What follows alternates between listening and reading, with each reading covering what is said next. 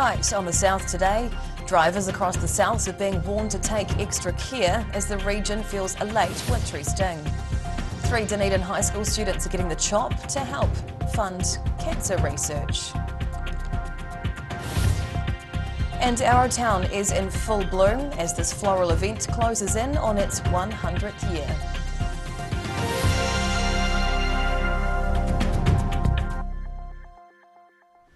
Kia ora, good evening. I'm Hannah Wilkins. Spring's wintry weather may be rearing its head again. Farmers across the south are being warned to take extra care tomorrow as a polar blast is on its way. Preparing for another round of wintry weather. Southerners may be waking up to a frosty morning tomorrow, according to forecasters, with drivers being urged to take particular care. An intense mass of cold polar air is set to roll up the island on Tuesday afternoon, bringing biting southerly winds and snow down to 300 metres in inland Otago. Dunedin may feel a bite on Wednesday, with possible snow down to sea level in Dunedin and 200 metres in Southland. Met Service is calling it a significant weather event, advising farmers to protect early crops and vulnerable stock from the sudden cold snap. This storm is just the latest in a flurry of unpredictable spring weather. Dunedin was briefly blanketed in snow in early September, causing dangerous driving conditions, with Met Service warning motorists to again take care over the next few days. Across the South Today. Queenstown's drinking water looks set to remain fluoride-free for at least a while yet. Queenstown Lakes District Council has no immediate plans to start adding fluoride to the town's water supply. That's in spite of the Ministry of Health's renewed national recommendation, with councils encouraged to fluoridate in order to prevent tooth decay. A council spokesperson estimates it may cost up to $4.1 million to upgrade the district's water treatment infrastructure. The council says it is factoring in potential upgrades as part of the future National Three Waters Plan. 3 Dunedin High School students donated more than just money recently. The girls were a part of the Shave for a Cure event, with their recently cut locks destined for another's head. It smiles all around as the finishing touches to the girls' hair are being made. Otago Girls High School hosted its annual Shave for a Cure event on Friday, where 3 Year 13 pupils cut their hair short.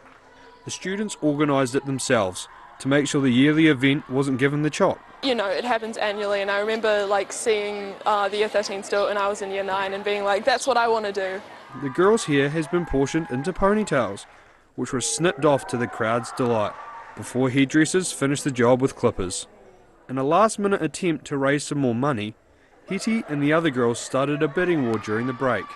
We had an auction for the ponytails where people could bid to cut them off. We managed to raise $690 from that, and it was a really fun time. Overall, they raised around $4,000, which will be donated for blood cancer treatment and research, with their ponytails going to Freedom Hair to be made into wigs. In Dunedin, the South Today.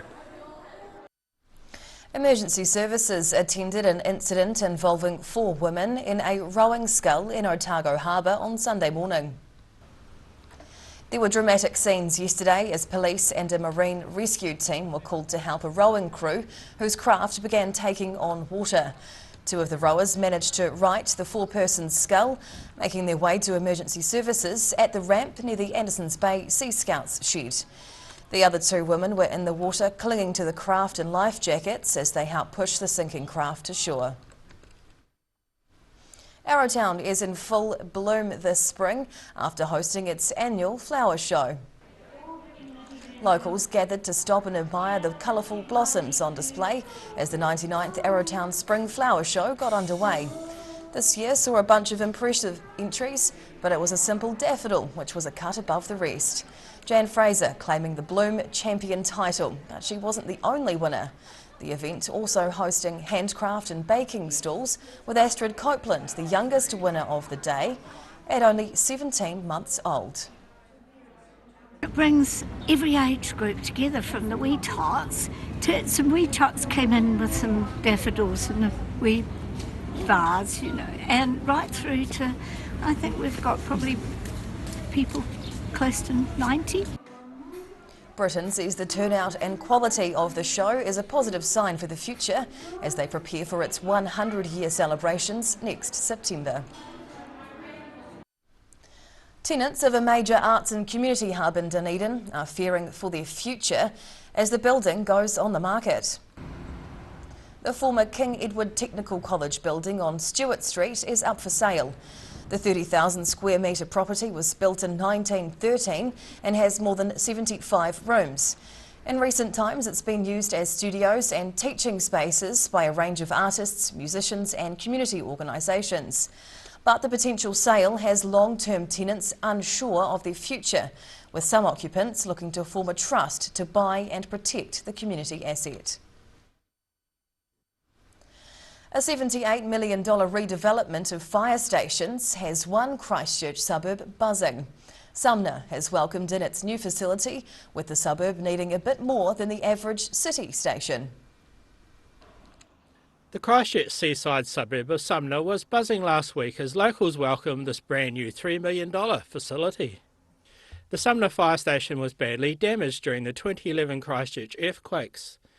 It's now been completely replaced as part of a $78 million redevelopment of stations in Greater Christchurch by Fire and Emergency New Zealand. Everyone's just been so excited. The crew's been really keen to get in, and we're now into our second week of being in the station, and everyone's smiling. They're really loving being here. It's just a home away from home, I guess, for our volunteers, which is really cool. The purpose-built station will house a fire truck and four-wheel drive support vehicle. The modern facility includes decontamination facilities, a dedicated locker room, workshop areas, laundry, office and storage spaces. Saya has welcomed the upgrades and points out the area the brigade covers is a lot more diverse than the metropolitan zones. We do have a lot more hill areas, of course. We've got walking tracks, and people like to head out here on the weekend and go for a walk or a bike or whatever, and a lot of our calls are actually retrieving people from those tracks. The last two rebuilds as part of Fire and Emergency New Zealand's redevelopment program are currently underway for volunteer stations in Kaipoi and Kaikoura. In Christchurch, the South Today. Whaiakane, still to come on the South Today. The flame of hope is lit in the deep south before its 2-month journey to Hamilton for an iconic sports fixture. And artists of the air meet up in Christchurch for their national competition.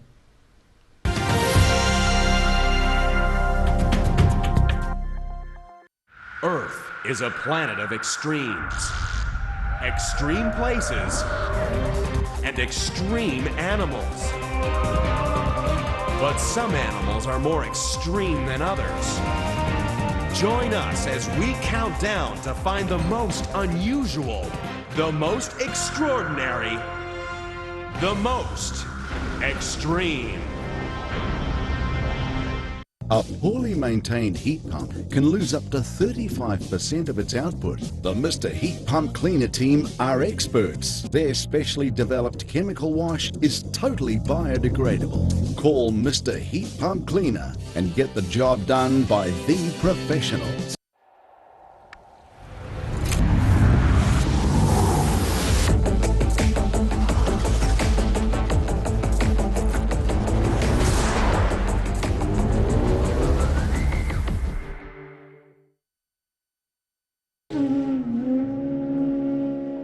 Every day the team at Gillian supports grieving families at their time of need, from answering your questions to organising a farewell that reflects the wishes of your loved one. We can help.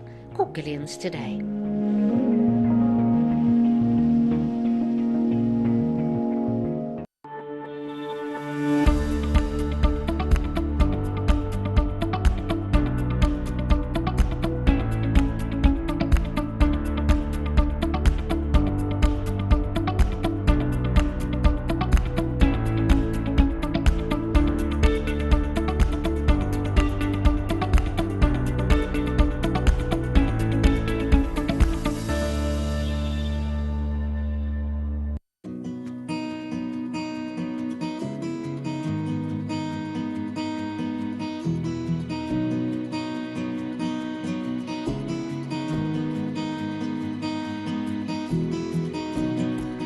Great Britain has a collection of varied landscapes and countryside to rival anywhere else in the world. And the best way to see it is to walk.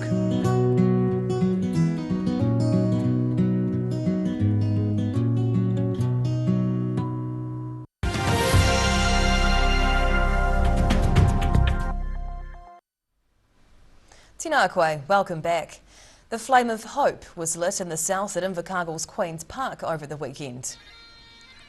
The torch is set to be taken to the New Zealand Special Olympics National Summer Games being held in Hamilton. A sunny southern Saturday greeted athletes, supporters and dignitaries in Invercargill as the Special Olympics Torch of Hope began its journey. New Zealand Police joined competitors and supporters carrying the torch from Feldwich Gates to the Queen's Park Rotunda. Special Olympics Chief Executive Carolyn Young hopes people will show their support as the torch makes its 2-month journey north. The aerial loop, or lyra, is a discipline in modern circus performance. Some of New Zealand's lyra artists met up in Christchurch recently to compete in Miss Lyra NZ 2022, with a southern pair taking out top honours. Grace, strength, style and poise, all prerequisites to rise to the top when performing on a lyra or aerial loop. Invercargill pair Michelle McClintock and Senia Thompson travelled to the Miss Lyra NZ event recently in Christchurch. The women managed to fly home with the win, their 12 months of preparation paying off. And we've been working on our routine for probably a year. They cancelled it last year, so it was really awesome to get up to Christchurch and be able to take part. We were very happy to gain first place in the group section, which was really exciting. The Southern duo were pleased to win the group category at Miss Lyra 2022, bringing the rewards back to their Invercargill studio. The event was cancelled last year, which Senia Thompson says gave them enough time to work out any kinks and get over fears of performing high above a stage. And I remember when we started dusting out our moves, I had to relearn some of the tricks with the hoop quite low to the ground, because some of them are rather scary and I was just not quite ready to whip them up at the top. The pair happy to beat the odds and pleased to be putting Invercargill on the country's aerial sports map. In Invercargill, The South Today. And now recapping tonight's top stories on The South Today. A blast of bad weather is forecast for the south, with snow and hazardous road conditions expected. 3 Otago Girls High School students raised money for cancer research, shaving their heads for the cause. And the Arrowtown Spring Flower Show was in full bloom, a single daffodil taking home the top prize.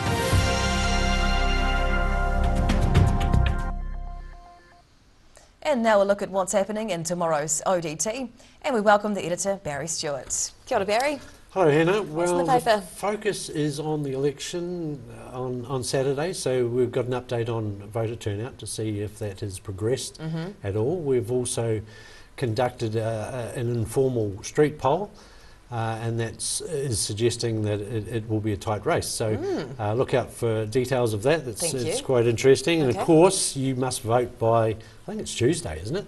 If you're sending it by post. Yes. Yeah. So so if you're going to do it quickly. So it'll be interesting to see if there's an uptake on that. And we have an intriguing little story on an 84-year-old joiner who has had 3 health incidents in the last 7 months, and he's finally decided he should not risk it anymore, and he's going to retire. So at 84, well, at 84. 84, he's a joiner and does some heavy work. So a labour of love for him, but he's finally decided to retire. So nice little story there. And of course, you've already touched on it, but I'll get in ahead of the weather. It's going to be terrible. Yes, it is. It is. Barry, Snow thank you. on the way. Yeah, absolutely. And let's look a little bit more at the weather. The South Today weather, proudly brought to you by MoleMap, the skin cancer detection specialists. Looking at the situation, well, a very cold period begins later tomorrow with widespread snow showers on Wednesday and some heavy frosts inland later in the week. Heading to the top of the South Island. Cloudy with southwesterlies and 18 up in Nelson tomorrow, Wet in Greymouth with 16 as the high, and Christchurch looks cloudy with nor'easterlies and 19 degrees as the high. Travelling to South Canterbury and North Otago now. High cloud and northerlies up top for Ashburton, along with 18 degrees. Timaru is a copy and paste job tomorrow, while Awamaru's just behind with 17 degrees and increasing cloud. Westwards now to the Central Lakes. Late snow, showers and southwesterlies through here tomorrow. 14 degrees for Wanaka, 12 over in Queenstown and 15 down in Alexandra. Heading further south, Balclutha and Gore can expect sleet with fresh southwesterlies and 9 degrees. For the Catlins, windy with showers and 12 as the high. Now down to the deep south. Cloud tonight with southwest winds in Invercargill down to 7. Tomorrow's looking cloudy with rain easing to showers before snow at night with fresh gusty southwesterlies up to 11. And by Wednesday it's even colder with 6 degrees, snow, hail and strong winds before a frost. And lastly, heading to Dunedin. Well, fine and cold tonight, dropping to 4 degrees. And sun first up tomorrow, but as the day goes on, the southwest winds will pick up and the showers will hit with a high of 15. And Wednesday, it's looking a bit grim for October. Sleety showers, snow flurries, making themselves right at home and up to 7 degrees as the high.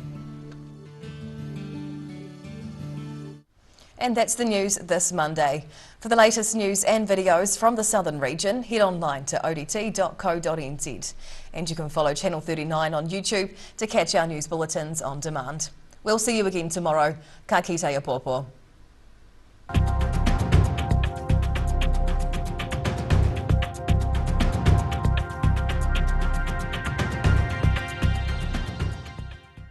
Public interest journalism funded through New Zealand On Air.